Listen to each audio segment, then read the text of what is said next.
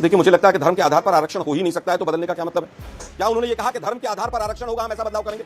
मुझे स्टेटमेंट दिखा दीजिए आप मुझे कहती है 6 बजे हल्ला बोल पे आप इसी तरह से करते हैं। मुझे ऐसा लगता है जेपी नड्डा जी को बचाने के लिए आप 6 बजे हल्ला बोल पे बैठ जाती हैं। क्या हल्ला बोल में ये बात सही बोली गई कि जेपी नड्डा जी ने सच बोला है? हेलो दोस्तों, वेलकम टू संवार्ता। दोस्तों, यूँ तो देश में कई सारे मुद्दे हैं, जैसे बेरोजगारी, नौकरी, भ्रष्टाचार जैसे कई सारे मुद्दे हैं, लेकिन गोदी एंकर को एक हिंदू मुसलमान का टॉपिक शाम को चाहिए होता है और वह उस पर पूरा का पूरा डिबेट कर जाते हैं। दोस्तों, आज का वीडियो भी कुछ ऐसा ही है, जिसमें आलोक शर्मा जो कि कांग्रेस प्रवक्ता हैं, उन्होंने किस तरीके से बीजेपी प्रवक्ता गौरव भाटिया की धुनाई कर दी है और साथ ही साथ उन्होंने अंजना कश्यप की भी धुनाई कर दी, जो कि आप इस वीडियो में पूरा देखेंगे। तो चलिए दोस्तों, वीडियो को स्टार्ट करते हैं और वीडियो अंत तक जरूर देखिए, और जो चैनल पर पहली बार आए चैनल को जरूर सब्सक्राइब करें। तो चलिए शुरू करते हैं। चलो भाई, देखो अब मैं क्या करता हूँ। आलोक शर्मा जी, आपका ओपनिंग रिमार्क्स, क्योंकि आज आप ही दोनों हैं। अब सवाल ये उठता है कि डीके शिव कुमार, आप अभी तक बार बार कहते थे, 2024 के चुनाव में भी खूब विपक्ष और इंडिया गठबंधन की तरफ से कहा गया कि संविधान बदल देंगे ये लोग, बाबा साहब के खिलाफ है, लेकिन आपके तो उप मुख्यमंत्री कहते हैं, एंड आई कोट, देखते हैं कोर्ट क्या कहता है, हमने कुछ शुरुआत की है, मुझे पता है कि लोग कोर्ट जाएंगे, अच्छे दिन का इंतजार करते हैं, अच्छे दिन आएंगे, बहुत सारे बदलाव हैं, संविधान बदलेगा। ऐसे फैसले भी हैं जो संविधान को बदल देते हैं। तो आपके तो उप मुख्यमंत्री सीधा संविधान बदलने की बात कर रहे हैं, कह रहे हैं संविधान बदलेगा। सच्चाई छुपाई गई, अफवाह उड़ाई गई, बात कुछ और थी, बताई कुछ और गई। देखिए अंजना जी, सबसे पहले तो सवाल बिहार पे था, बिहार का कोई उत्तर नहीं आया। और संविधान बदलने का काम केवल संसद कर सकती है, कोई भी न्यायालय नहीं कर सकता है। केवल रिव्यू का सुप्रीम कोर्ट या कोई भी न्यायालय रिव्यू का प्रोविजन है विधानसभा और संसद के फैसलों पर, लेकिन संसद के अंदर ही किसी भी संविधान को बदला जा सकता है। अब बात आती है जो आज का विषय है। आज जेपी नड्डा जी ने सरासर झूठ बोला है कि डीके शिव कुमार जी ने फ्लोर ऑफ द हाउस इस तरह का बयान दिया है। मुझे मेरे बीजेपी के साथी हैं, वो दिखा दें कि डीके शिव कुमार जी ने कौन सा ऐसा बयान दिया है। उनके बयान को तोड़ मरोड़ के पेश किया जा रहा है। सीधी सी बात है कि ओबीसी के रिजर्वेशन में बैकवर्डनेस के आधार पर मुस्लिम्स को तमाम राज्यों ने अपने यहाँ पर रिजर्वेशन दिया हुआ है। बात तो सही है। अभी आपने बिहार के ऊपर सवाल पूछा था, लेकिन उसके ऊपर पूरा वक्तव्य देने के बाद भी कोई जवाब नहीं दिया।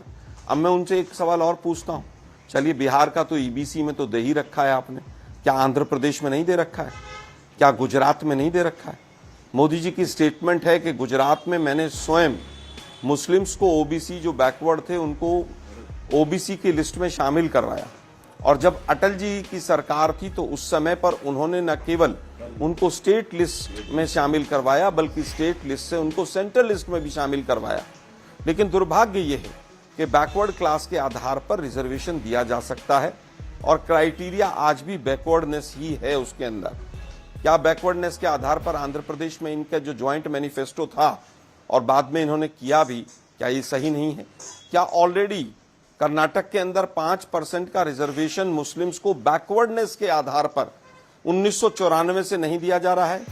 1994 के बाद बीजेपी की 3 बार सरकार बनी, देवगौड़ा जी, कुमार स्वामी जी, क्या वो आज सब उस चीज को बैक नहीं कर रहे हैं? यही नहीं, अभी और सुनिए। क्या बीजेपी ने उसको बदलने का प्रयास किया? नहीं किया। जो भी चीज होगी वो संविधान के दायरे में होगी, ये पूरा देश जानता है। अगर संविधान की किसी ने खिलाफत की, संविधान बनने से लेकर आज तक, वो भारतीय जनता पार्टी ने की। इन्होंने तो संविधान को अपशगुन तक कहा और 400 पार का नारा दिया कि हमें 2/3 मेजोरिटी चाहिए ताकि हम संविधान बदल सकें।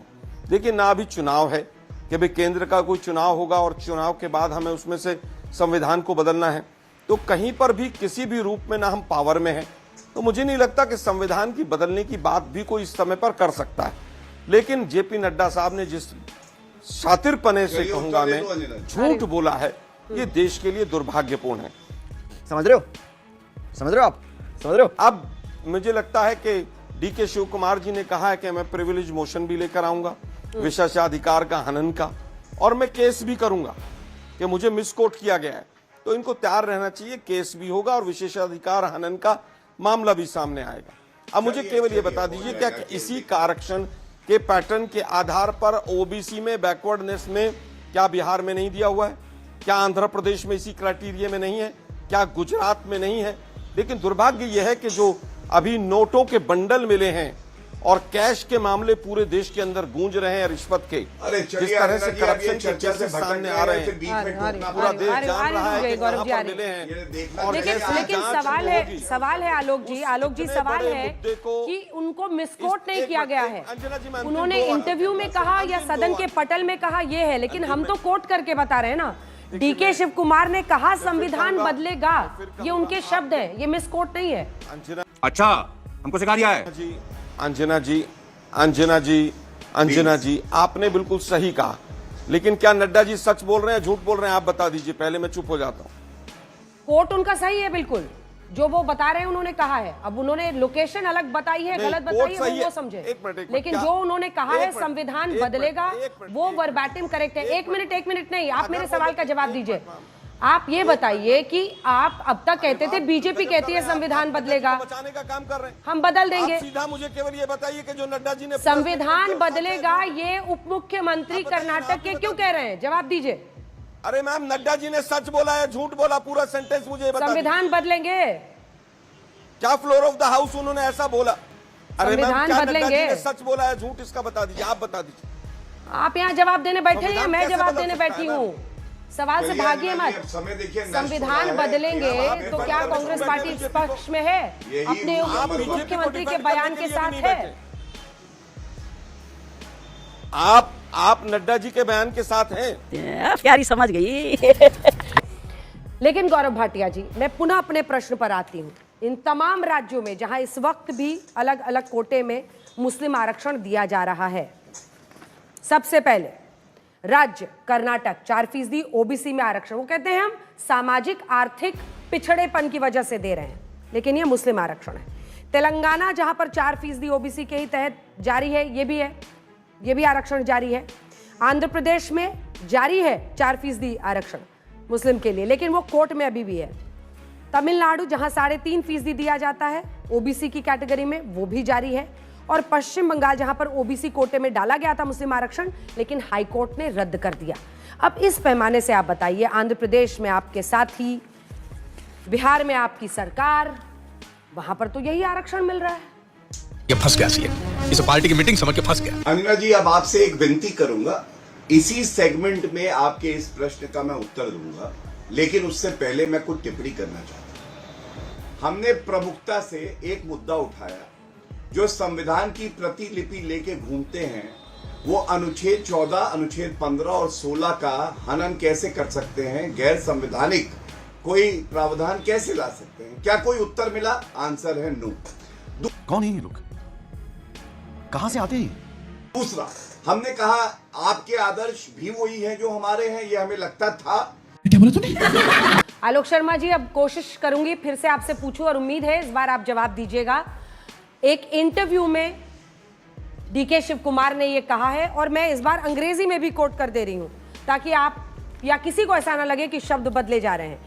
Lots of changes are there, constitution will be changed, will be changing, there are judgement which alters constitution also, और ये हिंदी में भी हम दिखा रहे हैं।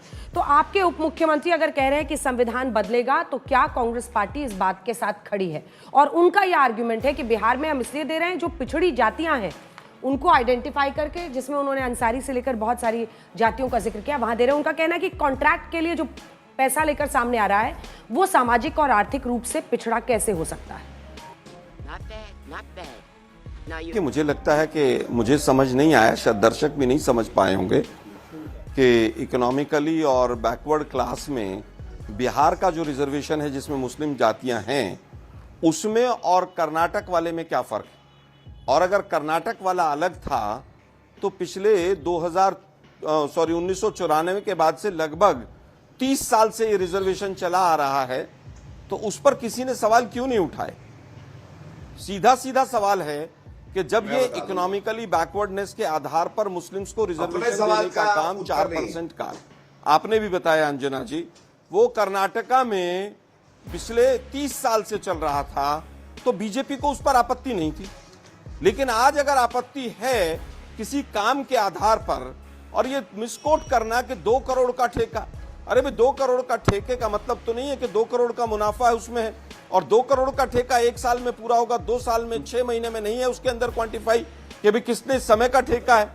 मुझे सीधा सीधा ये बता दीजिए कि बिहार में आर्टिकल 14 का हनन नहीं है और कर्नाटका में है।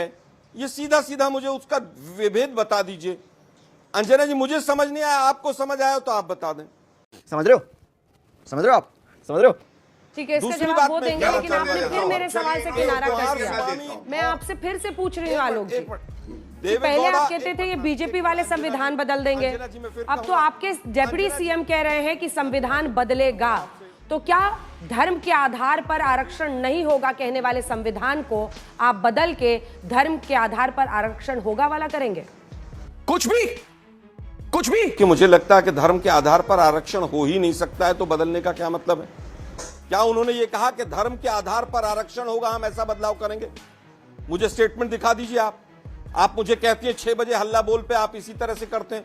मुझे ऐसा लगता है जेपी नड्डा जी को बचाने के लिए आप 6 बजे हल्ला बोल पे बैठ जाती हैं। पहले तो मुझे तो बहुत विचित्र लगता है कि एंकर पे सवाल उठा देना। क्या बोला तूने? पहले क्या बोला? चल आलोक जी, आपके पास आती हूँ। कुल मिलाकर सवाल यह है कि इस देश में आपने अपने मैनिफेस्टो में 2024 में ये लिखा था कि बहुसंख्यकवाद के लिए जगह नहीं, लेकिन वहीं पर उसका एक दूसरा पन्ना भी है और वो पन्ना ये पूछता है कि क्या फिर ऐसे में तुष्टीकरण की राजनीति के लिए जगह होनी चाहिए? क्या धर्म के आधार पर आरक्षण की बात अगर संविधान नहीं करता, संविधान सभा में बहस होने के बाद सरदार वल्लभ भाई पटेल ने कहा था कि इसकी जरूरत नहीं है, फिर भी ये मुस्लिम आरक्षण जो तमाम पार्टियां डालती हुई दिखाई देती है, क्या ये तुष्टीकरण नहीं है? सीधा सीधा तेरा तो गेम बचाना पड़ेगा। देखिए, मैं सीधा सीधा पूछ रहा हूं, क्या मोदी जी ने मुस्लिम तुष्टीकरण किया था गुजरात के अंदर? जब गुजरात के अंदर उन्होंने ओबीसी में मुस्लिम समाज के तमाम जातियों को, प्रजातियों को उसके अंदर ऐड किया था, तो आप कह रही हैं कि मोदी जी तुष्टीकरण करते हैं? मैं तो इस बात से सहमत नहीं हूं। अब मैं पूछना चाहता हूं, जो अभी कह रहे थे कि मार्च में हमने 2023 में मुस्लिम्स के 4% रिजर्वेशन को खत्म कर दिया था। अरे भाई, सरकार तो आपकी 2018 में आई थी, 18 से 23 तक आप उसको लागू करते रहे। मई में चुनाव था, अप्रैल में आचार संहिता लगनी थी और उसके आचार संहिता लगने के 4 दिन पहले आपने एक ऑर्डर निकाल दिया, जिसको आपके ऑर्डर को सुप्रीम कोर्ट ने स्टे कर दिया और वो चीज आज भी लागू है। जब जिस चीज को सुप्रीम कोर्ट ने स्टे कर दिया, उस पर भी आप अपनी पीठ थपथपा रहे हैं, क्योंकि आपने बिल्कुल पूरे देश के अंदर कोई काम नहीं किया है। किस तरह से भ्रष्टाचार, कैश स्कैम से ध्यान को भटकाया जाए, आप नए नए मुद्दे ले आते हैं। मैं पूछ रहा हूं कि क्या आज भी 2B कैटेगरी के तहत मुस्लिम्स को रिजर्वेशन कर्नाटका में मिल रहा है कि नहीं मिल रहा है? और 5 साल जब आपकी सरकार थी, उस समय पर भी मिल रहा था कि नहीं मिल रहा था? और अगर मिल रहा था तो उस समय पर सही था और आज गलत है, ऐसा कैसे हो सकता है? अगर बिहार में आप दे रहे हैं तो वहां पर आर्टिकल 14 का हनन नहीं हो रहा है, लेकिन अगर कर्नाटक में आप ही की सरकार दे रही थी 5 साल तक, तो क्या आप आर्टिकल 14 का हनन कर्नाटक में कर रहे थे जब आपकी सरकार थी? सीधा सीधा उत्तर है, क्या आज भी 2B कैटेगरी में कर्नाटक में दिया जा रहा है कि नहीं दिया जा रहा? गौरव जी, क्या जवाब गुजरात में दिया जा रहा है कि नहीं दिया जा रहा? अरे भाई क्या बताऊं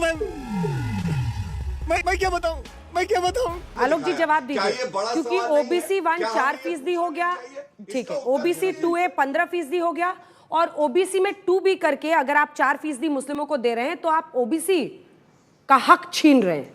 इस पर जवाब। कोई सेंसेस बात नहीं।